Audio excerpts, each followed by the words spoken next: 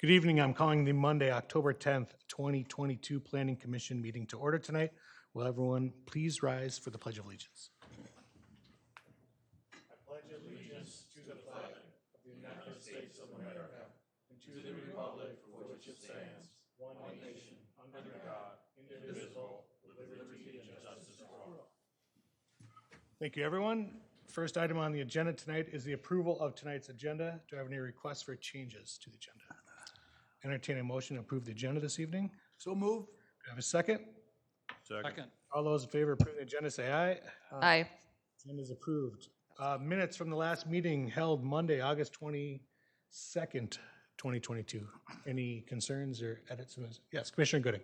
Yes, under the part for amending the city code to allow the temporary sales for retailers, we're talked about the motion carried 6-1, nay vote by Sherwood. I was actually the nay vote. Okay. So that should be corrected for that. I appreciate that. I didn't recall being a neighbor. No, I saw. Could have happened. Any other concerns? All right. Entertain a motion to approve the minutes as amended. So moved. All right. I have a second. Second. All those in favor of approving the minutes say aye. Aye. Aye. Opposed? All right. Minutes are approved. Moving on tonight, we have a public hearing, which is the discussion item. Discussion Round Lake Park Building Reconstruction. This is a request for Round Lake Building Park Reconstruction. So will you take us through it? Yes, I'll be taking you through it. Let me put this up here quick.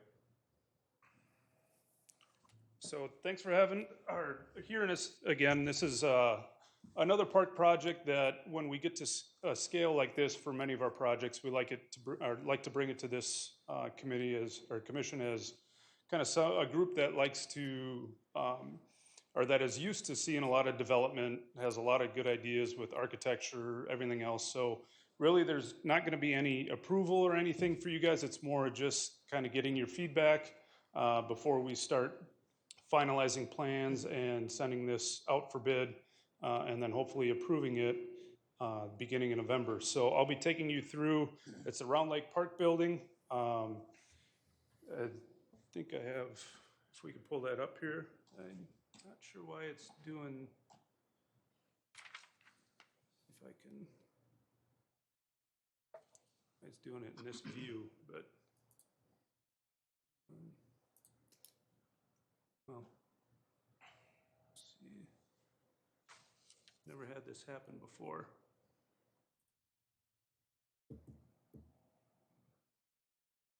Well, we'll try in this view. So the current status, or the current building at Round Lake Park was built in 1982. In its current condition, really only serves as a primary warming house. We've done everything we can to be able to make the bathrooms accessible. Some of the other areas are definitely worn down.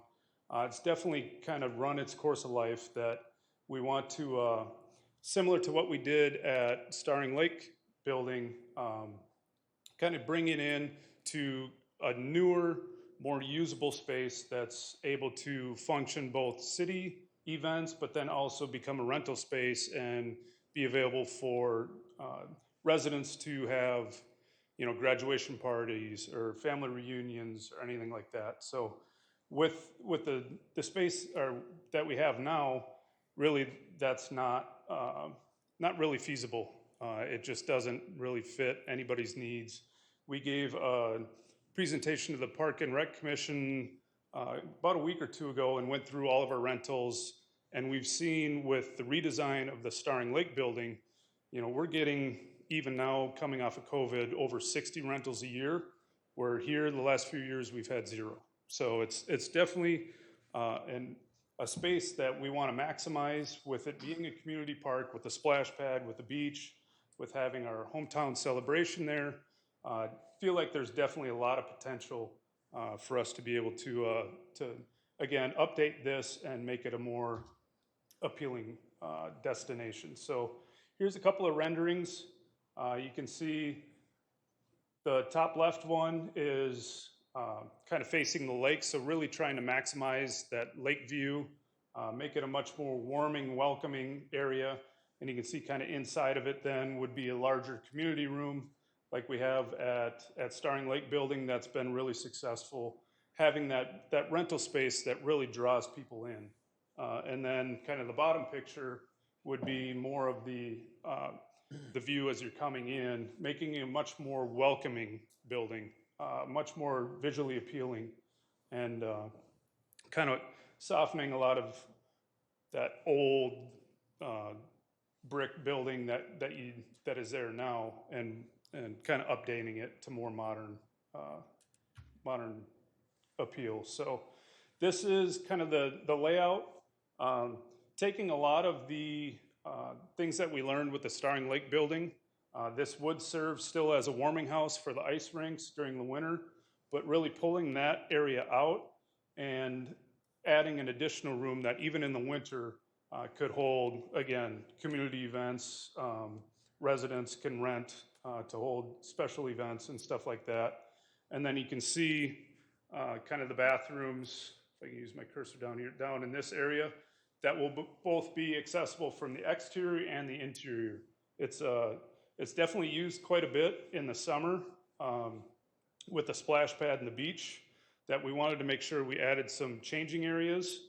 So a parent with kids can come in, get kids out of wet clothes, change them in there, not have to do it, in the back end of an SUV, pop the trunk open, actually give them a space, but then adding the family restrooms, and then the men's and women's bathrooms, like I mentioned, would be open from the exterior. So all summer long, whether the building's in use or not, this would be open to the public. So anybody using the park could come in, have restroom facilities, but then also having all of the doors with the key card accessible, remote access controlled, that if there is a rental in the community room, we can schedule that online, have those doors open, have it accessible, and be able to do that without having a park attendant actually come in and open and close the doors for them. So same thing that we've done at Starring that's been really, really nice for us, being able to just have, be able to go online, say, all right, we've got a rental from 6 to 10, we can open it at 5:45, close it at 10:15, and just know that it's gonna be open for whatever the rental is, so.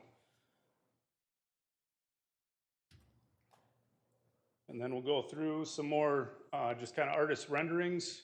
This is a little bit earlier version of the rendering, so you can see the big sliding doors. We really wanted to do that at the beginning, but as we dove in more, just with both security and energy efficiency, found out that probably wouldn't be feasible. But we still want to make sure that we're taking advantage of those views. So it still will be large windows, basically kind of the same area that those garage doors are now, but then don't have to worry about locking those. If we have a rental, who's going to close those at the end of the rental? Who's going to make sure that the temperature is set at the right, or the heating and cooling set at the right temperature? And so decided to take those out, but still, like I mentioned, wanted to make sure that we have plenty of glass, take care of those, or take advantage of those views, and then have a nice open space. And then if you can see on that far wall where that window is, change that up a little bit now, where we're gonna have a big glass fireplace that's like 8 feet long, really kind of a focal point of that wall there. So,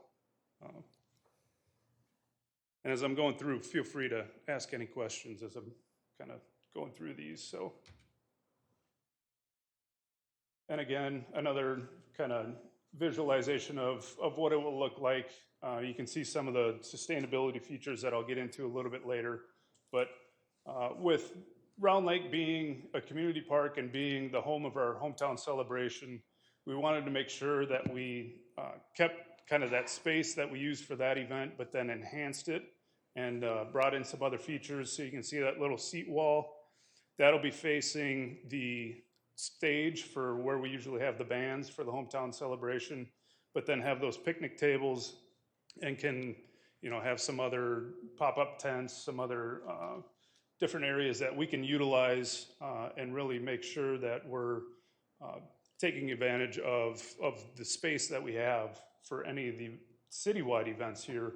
But then, if a rental comes in, that they have some other usable space outside of just that community room. So should be a nice feature that I think will be really appealing for a lot of residential groups and rentals. So.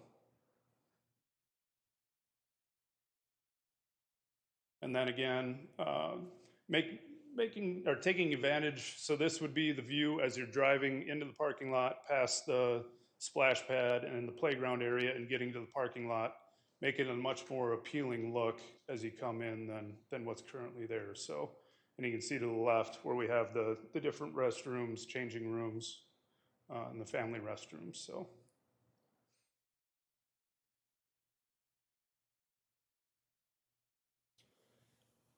For building material, the outside, so a lot of it will be the metal wall panels. We'll have a lot of the fiber cement wall panels, taking advantage of kind of some of that contrast between the dark metal and the lighter wood. That pergola you saw in the last photo, kind of right at the entrance, and then bringing in some public art with some of those laser cut metal panels. So those, I think if I can go back, they might have been in that last one. You can kind of see them right over in here. So bringing in some public art, and then also just some other contrast. But making sure we take advantage of that. And then again, a lot of glass, especially on that lake view area. Taking advantage of those views, and then the standing seam metal roof. And then as far as flooring, because it is a warming house and we will have hockey teams going in and out of there, basically any of the rooms, the warming room, that main hallway, and then the bathrooms will be rubber flooring. But then in the community room will be a sealed concrete floor. And then I'll put this up here.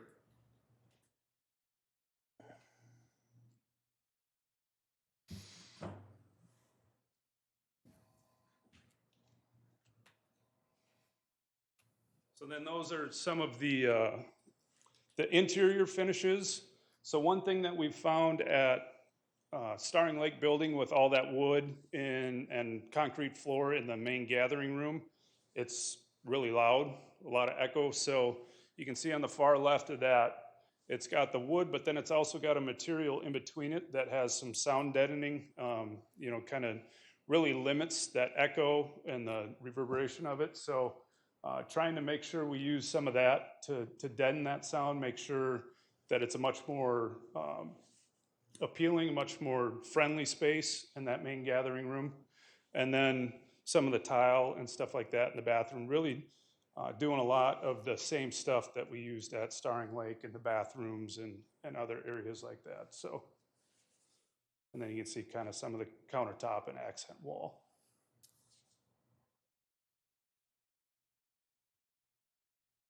So then again, some of the exterior elevations. So that lighter color would be that metal wall panel. The darker color would be that fiber cement. And then using a lot of other wood kind of accents, really having the bronze color of the metal with more of that kind of lighter, not quite cedar, but kind of lighter wood as a contrast for it. So then getting into some of the sustainability options, you can see on that kind of larger room, taking advantage of solar. That's kind of facing more south and east. So thought that would be a really good opportunity to introduce solar. We looked at the other kind of metal roof, but with tree cover and kind of the way it faces, it really wasn't economically feasible. But really wanted to make sure that we at least did that one. And then the middle part, the flat roof, where everything drains to, will be a green roof. So it'll be kind of a sedum, kind of a smaller growing, 6 inches or so, comes in trays, utilizing that flat roof as a green roof. Also using high efficiency heating and cooling, so we'll have geothermal as part of the or with the nearby hockey rink, made it really easy to have our kind of thermal field kind of right there, that if we disturbed it, it's not going to be in any green space. It's an area that's utilized as a dog park in the summer and then flooded in the winter. So it was a really good option for that. And then also adding a lot of stormwater improvements. So when we did the ball fields a number of years ago, made a lot of stormwater improvements with that construction project, but we really wanted to make sure that we're enhancing even what's out there now. So adding another rain garden, you can kind of see just behind, if I can, just behind over here, was really kind of just an unused green space that any water that isn't captured in the green roof, and then the plaza areas and everything else, making sure that we're capturing that and making more improvements, especially being so close to Round Lake, that we want to make sure that we're doing everything we can to improve the stormwater management.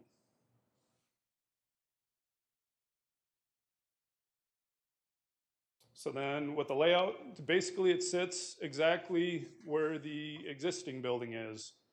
Again, this is a little bit different, our earlier rendering where we have one more kind of trail coming through here, but really shows you that it sits basically in the same spot, a little bit bigger, expands a little bit closer to the lake, but kind of, again, would be that center point, that focal point in between the volleyball and picnic area, kind of more down to the west and the playground, making sure it's still really easily that you can go to, again, for changing after being at the splash pad or the beach, or you have the picnic pavilion just to the north a little bit, that having both in close proximity. So we thought it was a really good spot where the existing building is, just want to update and enhance kind of what's available in that area. Matt, how close is it to Round Lake? What's the setback from Round Lake? I want to say, I don't know the exact number, but it's about 130 feet, 150 feet. So it's a good distance. There's that large grass area that, again, we have the stage and everything there. So it's a pretty good distance back. Thank you.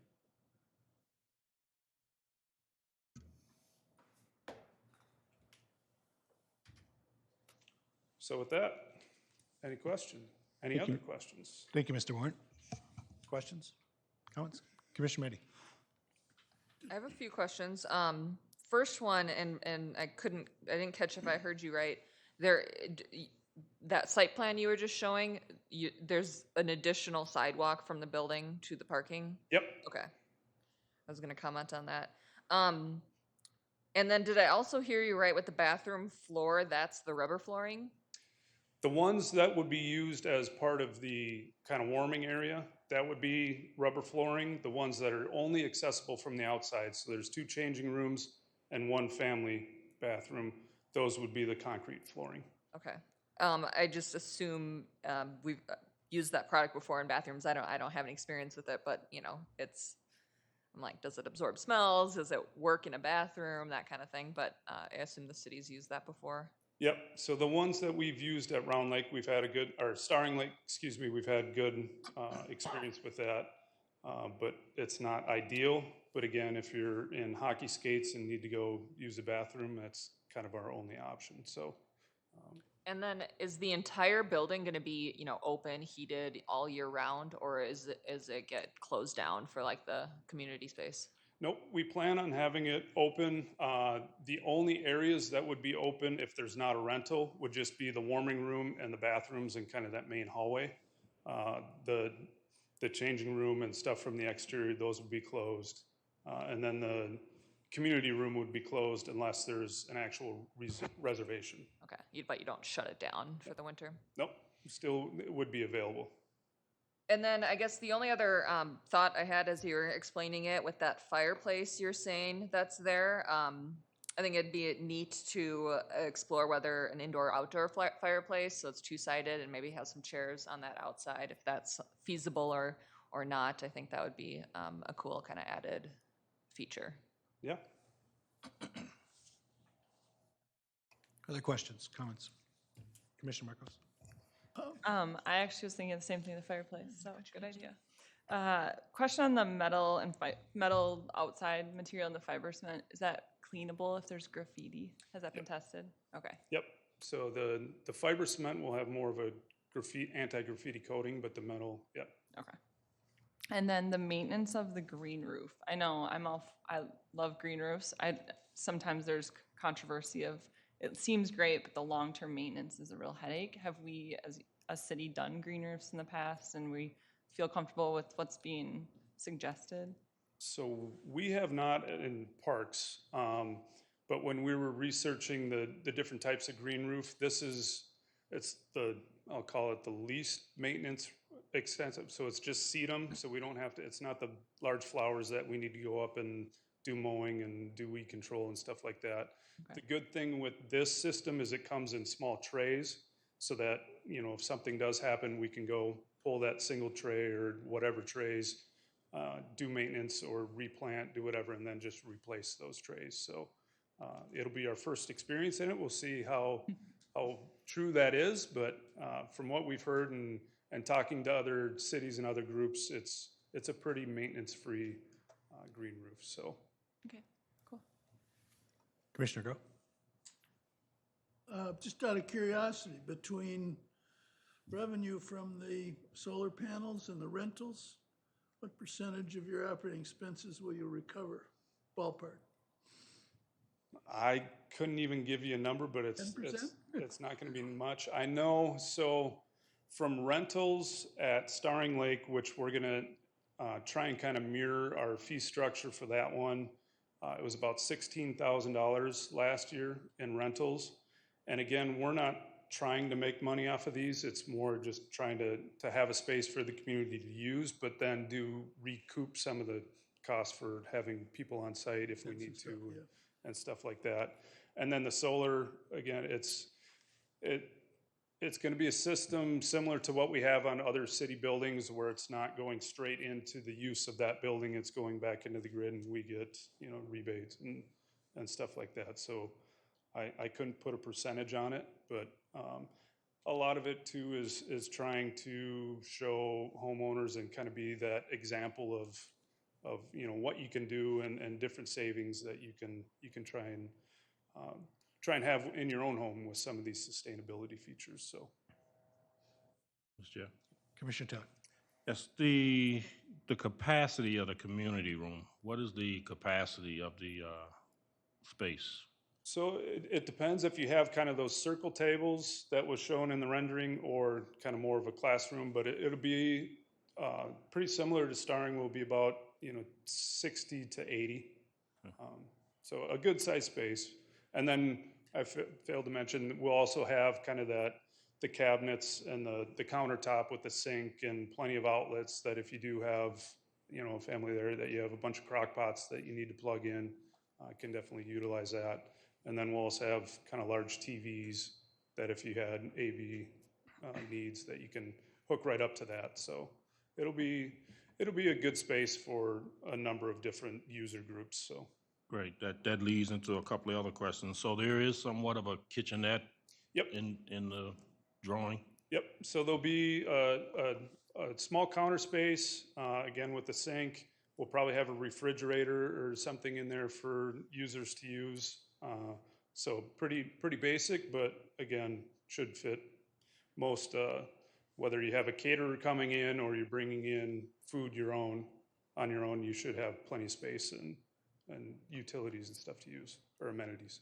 And just two more questions. So the tables and chairs, will they be provided by the city, or if I rent, I'd have to bring in my own tables and chairs? And Nope. So those are provided by the city.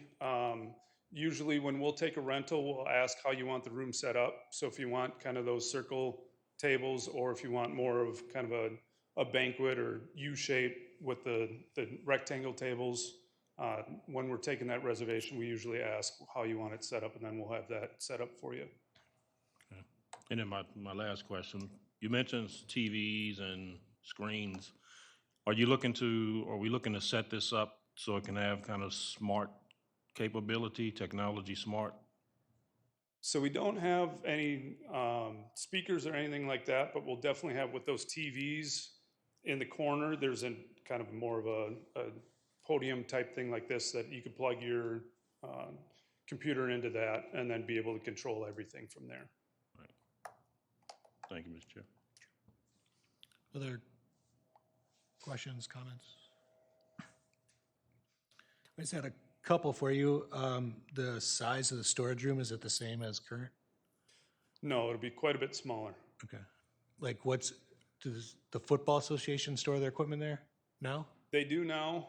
We've been working with them on trying to find a new location for their storage.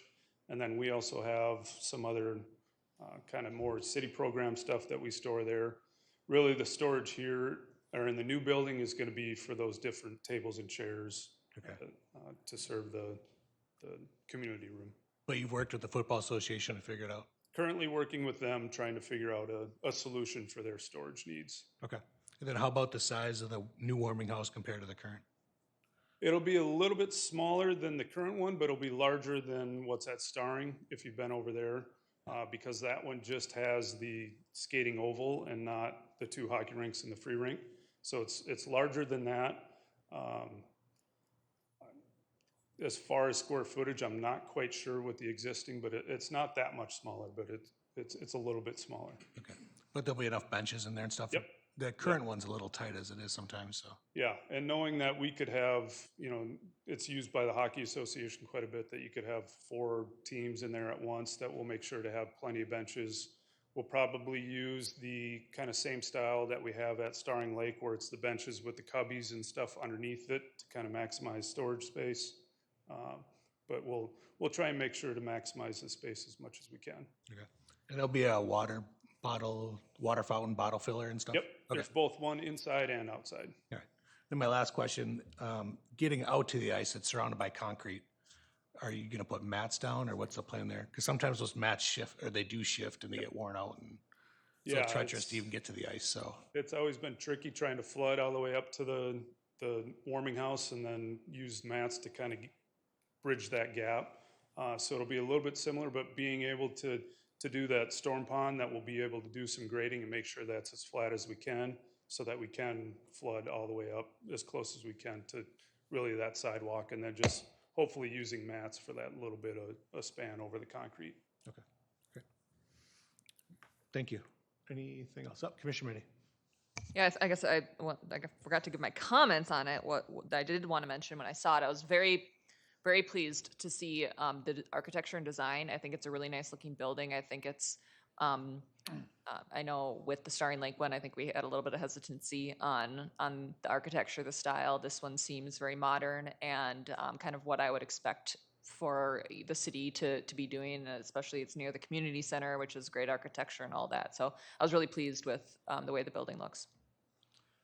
I'd like to build on that a little bit because I agree with Commissioner Meddy and also the sustainability features. I mean, understand they're more features and, setting a tone than actually paying back as much as one would hope in the future we could do.